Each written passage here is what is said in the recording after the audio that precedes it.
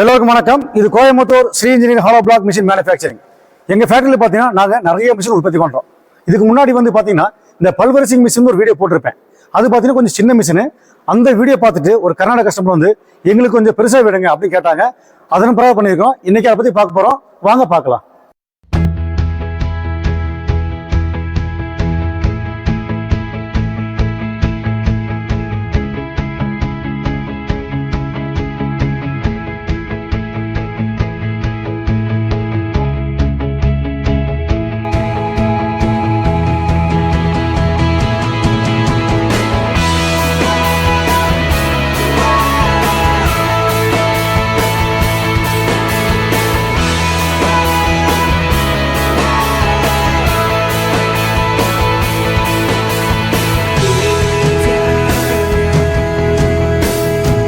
இந்த மிஷினுடைய மோட்டர் பார்த்தீங்கன்னா 10 HP வரும். அதாவது கிராம்ப்டன் கிரீஸ் மோட்டரில் 10 HP மோட்டர் பவர் வரும்.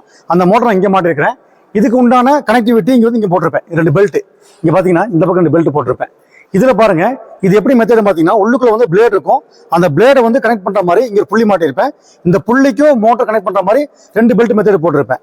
அது மட்டும் இல்லாமல் மேலே இருக்கக்கூடிய புனல் பாருங்க, இது பெருசாக போட்டிருப்பேன். அதாவது பழைய காலத்து மிஷின் பார்த்தீங்கன்னா புனல் சின்னதாக போட்டிருப்பேன். அந்த கஸ்டமர் கேட்டாங்க, சார் எங்களுக்கு மேலே வரக்கூடிய புனல் பெருசாக கொடுங்க, நாங்கள் ஹாலோ பிளாக்கில் உள்ள போடுவோம், ஃப்ளையாஷ் போடுவோம், இன்டர்லாக் போடுவோம் அப்படின்னு நிறைய கேட்டாங்க.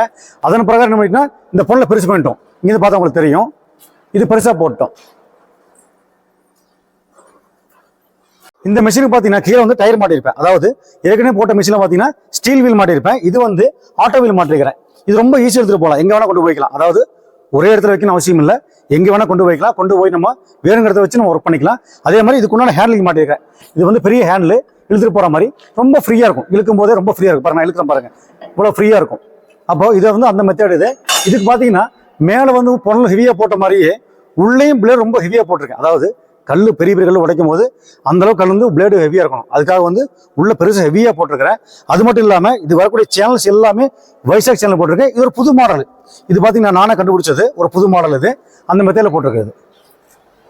இப்போ இந்த மிஷினுக்கு பார்த்தீங்கன்னா பேரிங் பிளாக் கொடுத்துருக்கேன் சைடில். அதாவது ரொம்ப பெரிய பேரிங் பிளாக்.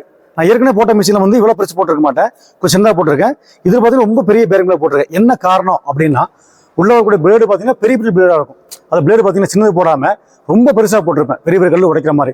அதே மாதிரி இந்த மிஷினுடைய பர்பஸ் என்ன கேட்டிங்கன்னா, இந்த சிமெண்ட் பிளாக் இருக்கு இல்லைங்களா, சிமெண்ட் பிளாக்கு, ஃப்ளையாஷு, இந்த பேர் பிளாக்கு, இது மட்டும் தான் உடைக்கும். பெரிய பெரிய பாறங்கள் உடைக்காது. நான் பண்ணக்கூடிய மிஷின் பார்த்தீங்கன்னா நம்ம கன்ஸ்ட்ரக்ஷன் சம்பந்தப்பட்ட சிமெண்ட் பிளாக் மட்டும் உடைக்குமே தவிர பெரிய பெரிய பாறங்களில் உடைக்காது. இது அந்த மெத்தட் மிஷின். அது இந்த மிஷின் பார்த்தீங்கன்னா இங்கே கல்ட்டி மாற்றம் மெத்தட் கொடுத்துருப்பேன். இது ஃபியூச்சரில் உங்களுக்கு சர்வீஸ் வருது, ஏதாவது நீங்கள் பிளேடு மாற்றணும் அப்படின்னா கூட இந்த காட்டப்பின கல்ட்டி ரிமூவ் பண்ணால் இந்த பாக்ஸ் தனியாக வந்துடும். அதாவது நான் செய்யக்கூடிய எல்லா பொருளும் பார்த்தீங்கன்னா இங்கே கல்ட்டி மாற்ற மாதிரி, இங்கே கல்ட்டி மாற்ற மாதிரி, எல்லா கல்ட்டி மாற்ற மாதிரி கொடுத்துருப்பேன். ரொம்ப ஈஸியாக நீங்கள் வேலை செஞ்சுக்கலாம். இதில் இப்போ இந்த மிஷினை பற்றி கொஞ்சம் டீட்டெயில் பார்த்துட்டோம். வாங்க இது டெமோ வீடியோ அப்படின்னு நான் உங்களுக்கு காமிச்சிடுறேன்.